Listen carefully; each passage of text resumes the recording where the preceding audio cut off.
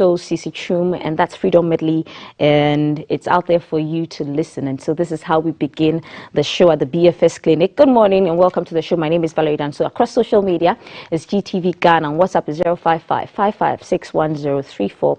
Today in the BFS Clinic, we are discussing breastfeeding. So August each year is dedicated to National Breastfeeding, and it's a time and period assigned to advancing advocacy, protection, and the promotion of breastfeeding to ensure that families have the opportunity to breastfeed. Recognizing this month as such helps to show the importance of feeding babies with breast milk, as there's been a lot of misinformation and misconceptions about breastfeeding, leading to some women and would-be mothers shying away from sufficiently feeding their babies with breast milk. So today in the clinic, we touch on all you need to know about breastfeeding, and to help us do that, we have in the studio Senior Midwifery Officer at the Tema Health Center, Rubina Ago Elem and Satego. Good morning, good morning, good morning, Na. Good morning. Tete, how are you? I'm good. In your juba. Boom. And so we begin by naming our babies. Yes. Unfortunately, a calf baby a minute. And so to you watching us, WhatsApp is active. We are discussing breastfeeding today with our favorite midwife. And so we have two babies here. And so start by naming them. And this is how we begin our show. Good morning, Na. Good morning. Okay. Well, first and foremost, what's breastfeeding generally? What's breastfeeding like? Okay, so it's the act that a mother initiates to nourish his or her baby so that adequately the baby gets what he or she wants in the right quantity and in the right quality. Okay. Yes. Okay. How do you ensure, so before baby comes, is there something you need to do? Do you need to take certain medications? Do you need to eat certain foods to ensure that even before baby comes, your milk is healthy? Definitely. You know, even before baby comes or you get pregnant, messages is being sent to the brain. Okay. That there's an additional person coming. That additional person only needs the breast. So that's when your 4-star diets come into place. Okay. Your prenatal comes into place. Then psychologically you prepare yourself that definitely I have to make sure I get enough. So milk production or breast milk production all starts with the brain. It doesn't start anywhere. Okay. You have to, as a mother, you psych yourself up. And most of the education is also being done at the various facilities when you visit your midwife when you are pregnant. Okay. Because a lot of education will be given, psyching you up. A lot of demonstration will also be done, making sure that the mother is well prepared, both physically and psychologically, to breastfeed the baby. Okay. Okay. And so when does breastfeeding begin? Immediately baby comes out. Okay. Immediately baby comes out. We deliver the baby onto the mother's abdomen, and baby starts even looking for the breast on his or her own, not even putting the baby straight to the breast. Immediately you deliver onto the abdomen, baby is able to go up and start looking, because one, they know the smell of their own food. Okay. Yeah. Even on day one? On day one.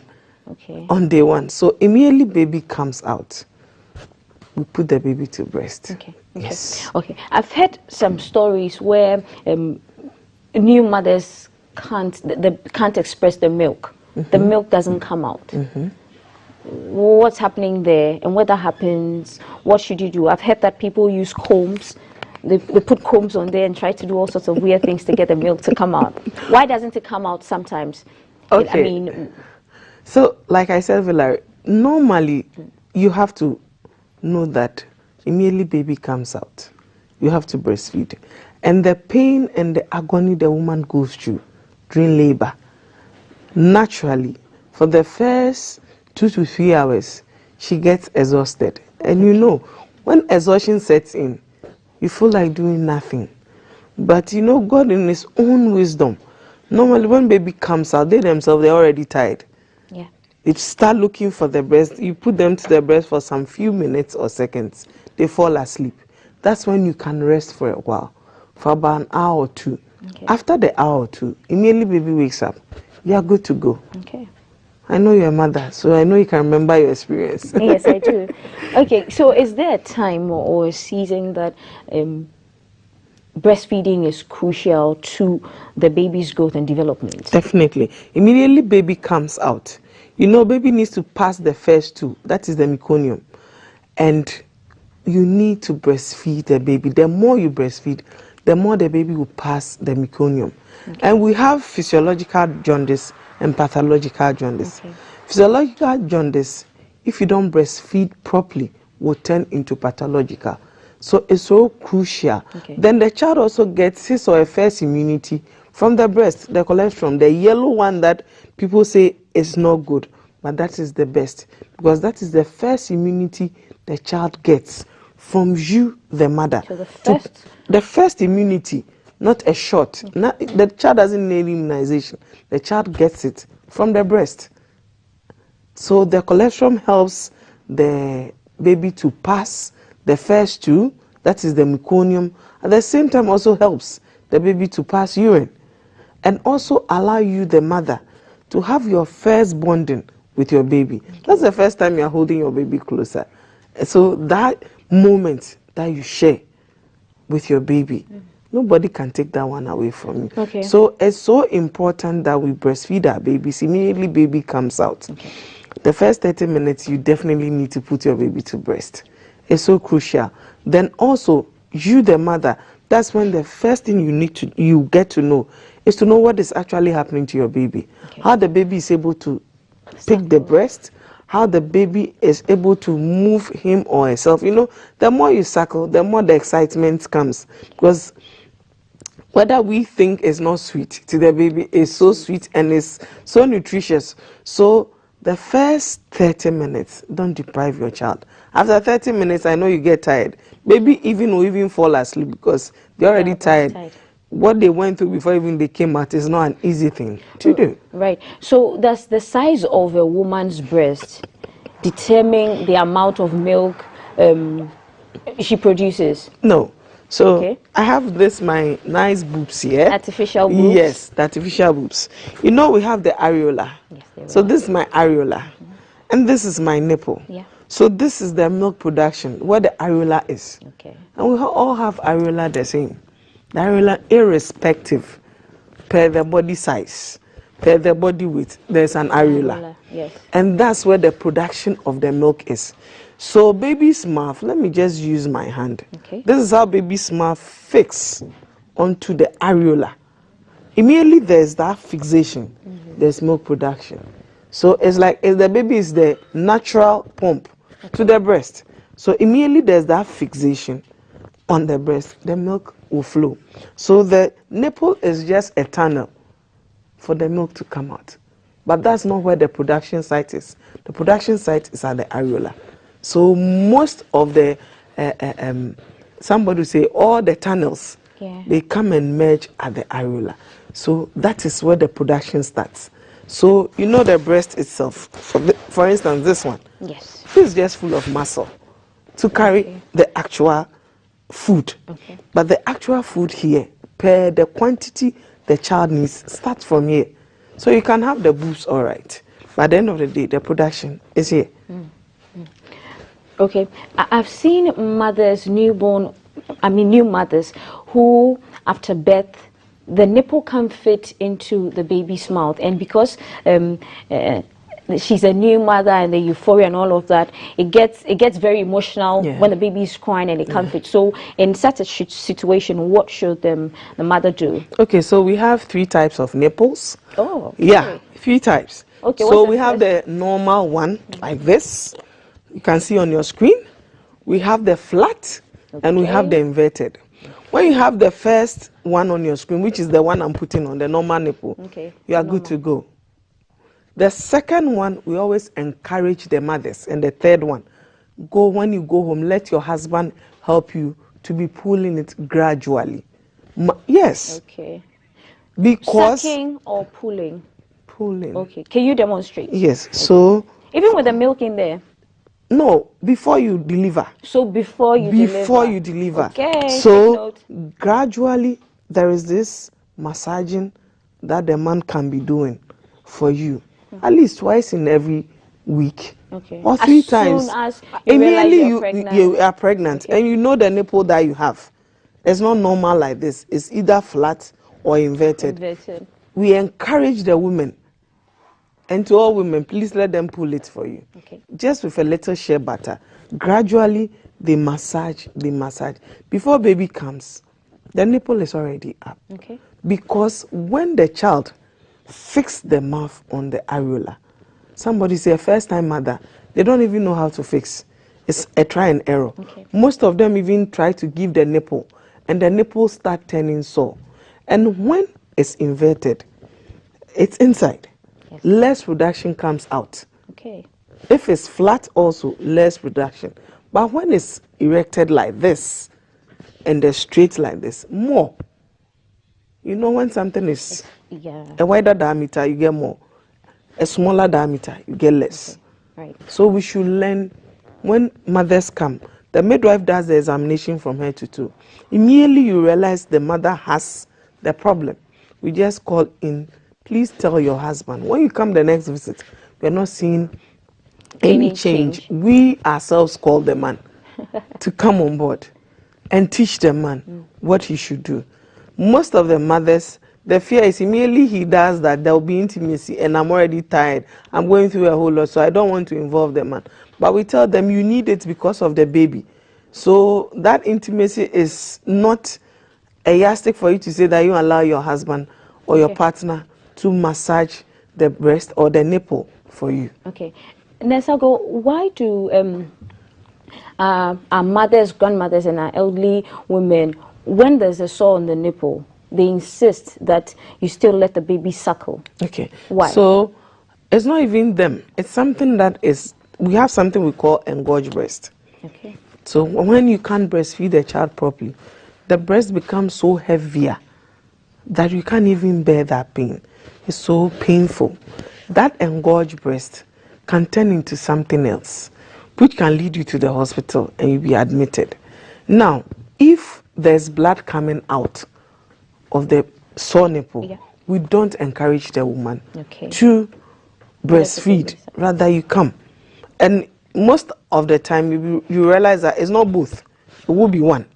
So we encourage you, you see the doctor or you see your midwife.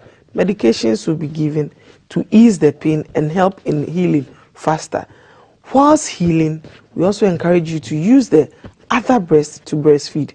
Immediately healing takes place, we encourage you, the more you express the milk down, the more milk production is produced, and the more you can also breastfeed your baby. That's why we have two, not one. Okay, so when this one gets tight, take it to the other one. Yeah. Okay. Now, does breastfeeding has anything to do with the sagging of a woman's breast? Okay, so we encourage when you are pregnant, you put on a bra with a big straps. Okay. Not the tiny one. Okay. The big one. Okay. Somebody is saying, quote, can I use a word? Yes. Anita, you know the Anita bra?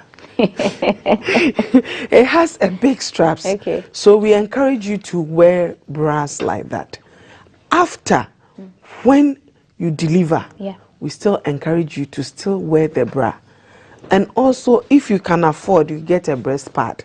Okay. If you can afford, you should also get a nice towel or a pad that you can actually put it around the areola and the nipple. Okay. So that if there's more production, you are even asleep, it wouldn't soil your bra. Okay. And we also encourage that immediately you deliver, at least every 2 days you should wash your bra.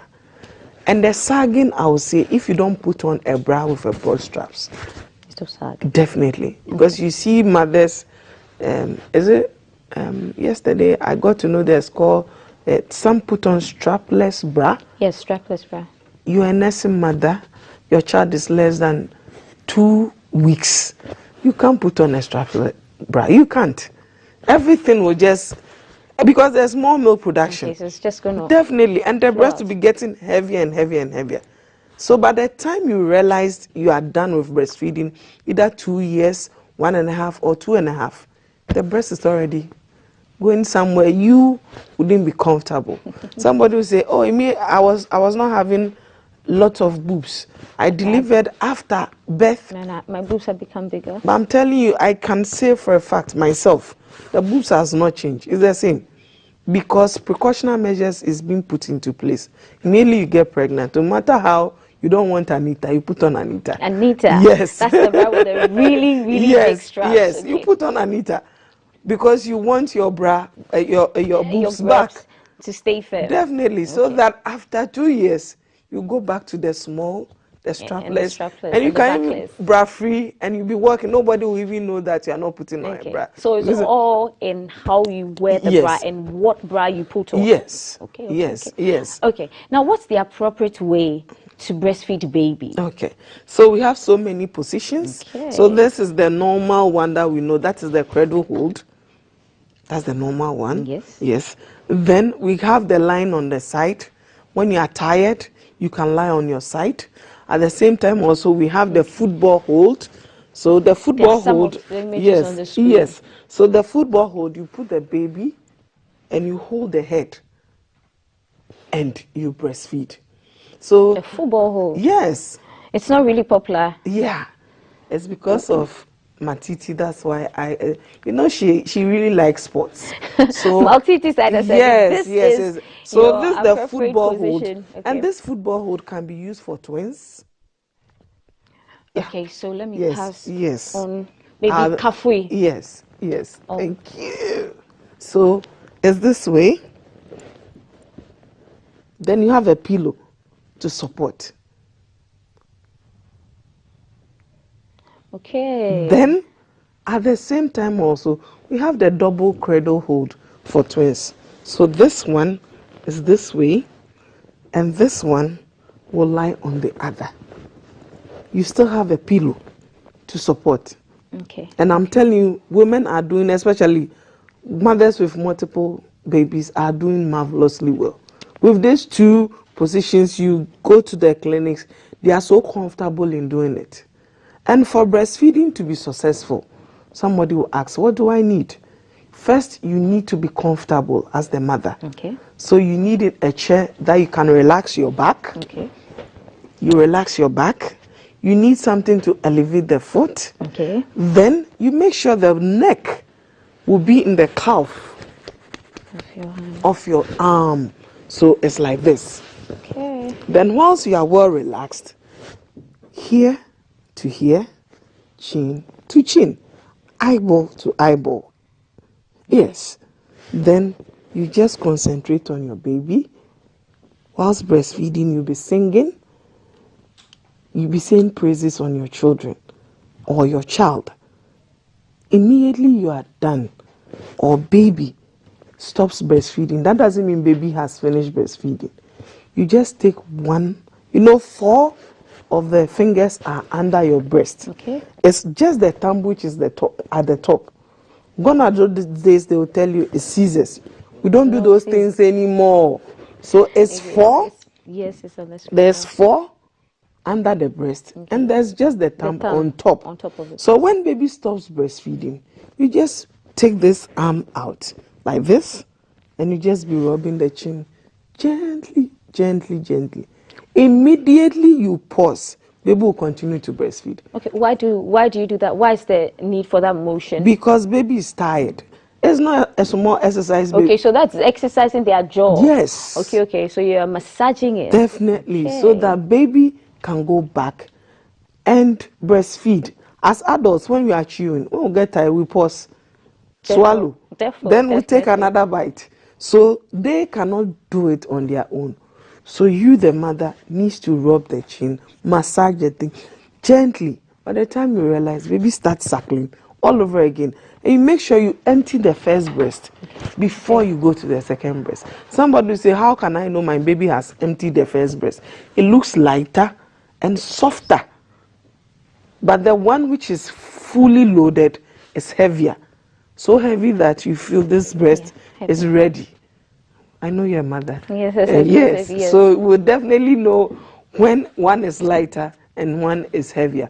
And when you finish the lighter one and still baby is not asleep, you move the baby to the other one. Okay. Now when baby sleeps, you put baby, you can rub the back. Those days they'll be doing this. No. You know the spinal cord is connected to the brain.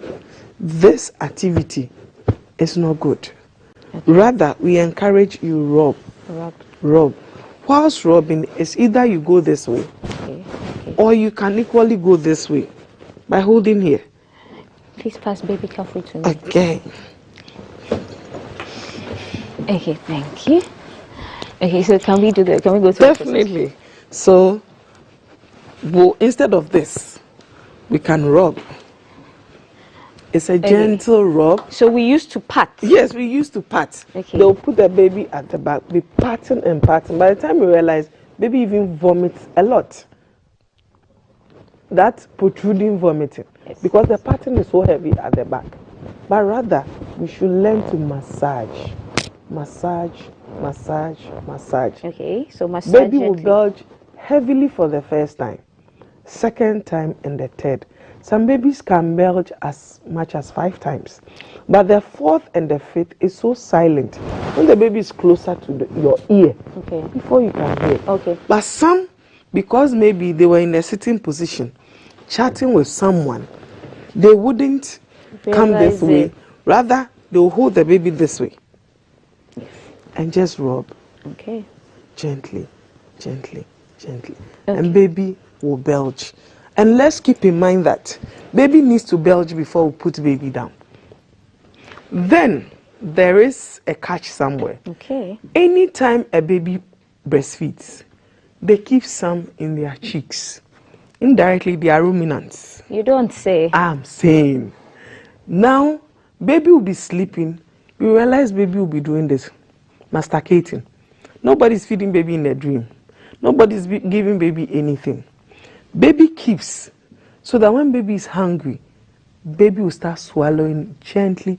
If you remember your daughter, intelligent you baby. Go and you realize there's a milk coming out. Yes. You remember? Yes. Yeah.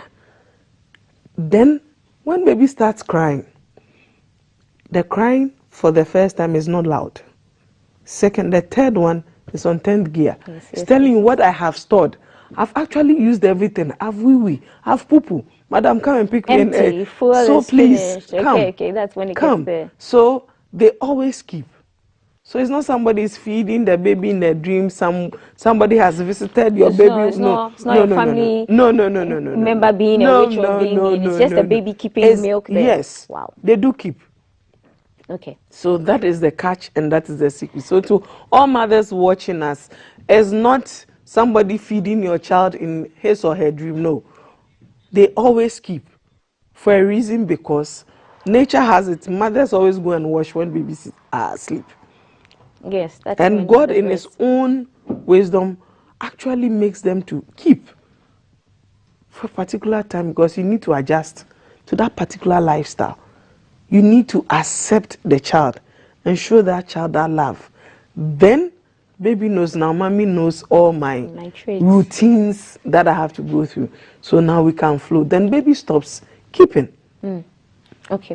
When it comes to breastfeeding, how can fathers, daddies, and partners, how can they help? Okay. First, they should stay away from the breast first 6 months or first 2 years.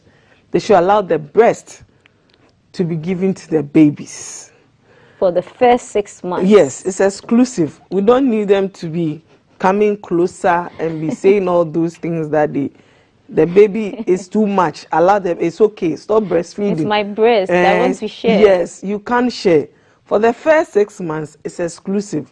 So please, fathers, just stay back a little bit. Okay. Then, emotionally, we need the fathers to come on board. Okay. By encouraging the mothers, by making sure mothers eat on time, have enough rest and sleep. Then also, if it's possible, they can schedule the time of actually taking care of the baby. I know of a gentleman who is doing so marvelously well. I brought his photo. I'm sure they'll show him. And the baby, yeah, that's him. Gode, that's him. What he Gode, does, man of the moment. yes. What he does is, the wife is a military woman. Okay. So what they do is, she goes to work, comes back late. So from 10 to 12, he does the feeding. So the mother expresses. Then by 12, mother wakes up to take up the challenge all over again. So you see, there are men doing those marvelous work, doing so well for their partners. So all of us, all men, can actually emulate what Gode is doing for the wife and the baby. Yes. And Gode is a man of the month. Yes, he's a man of the month. Yes. And you see, some will ask, oh, how can I keep breast milk for this lengthy time? Under normal room temperature that we have this bottled water here, we can keep breast milk on a table for 12 solid hours. 12? 12. Not in the fridge? No. Fridge is 6 months and freezer is a lifetime. Yeah. Fridge is 6 months. Room temperature is 12 hours. So you can express, if you don't have a fridge, if you don't have a freezer, you can still express for the first 12 hours. And your baby will get adequate. And we have something we call top-up. Okay. There are babies you breastfeed all the two, still they are not satisfied. Yes. So the top-up comes in with the one that you've expressed already. Okay. That is down. That's when you actually feed the baby with cup and spoon. We encourage cup and spoon because we are avoiding infection one. Okay. We want the child to also know how to swallow because it's a form of learning. Okay. The baby needs to suckle. The baby needs to grasp. The baby also needs to learn to swallow. All these things are part of cognitive development. And the child learns it at a very early age. And then I go, it's been awesome having this conversation with you. Before we go, a quick one. What care should new mothers give to their breast and nipple area, areola and nipple area? Okay, so first, a thorough bath. Okay. We should always make sure we bath under the breast. We should wear on clean and neat and nicely smelling bra. Then also with the nipple, all you need to make sure is to keep it dry.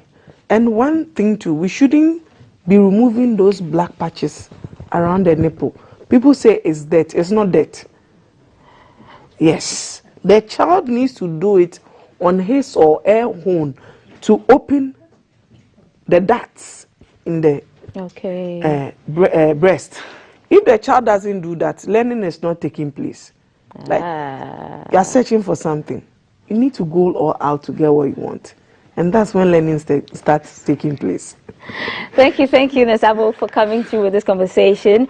And shout outs to all the daddies and fathers out there who are helping their women through the period of breastfeeding and stay away from the breast for 6 months. For 6 months, it's for the baby and baby only. We've been having this conversation with the senior midwifery officer at the Tema Health Center, Rubina Ago Elema Ansatego. And this has been how we sign out of the BFS clinic. Coming up, Multi Sider Sadiq is standing by to bring us the latest in the sports sector. And it's a wrap from this side. We'll see you after this break.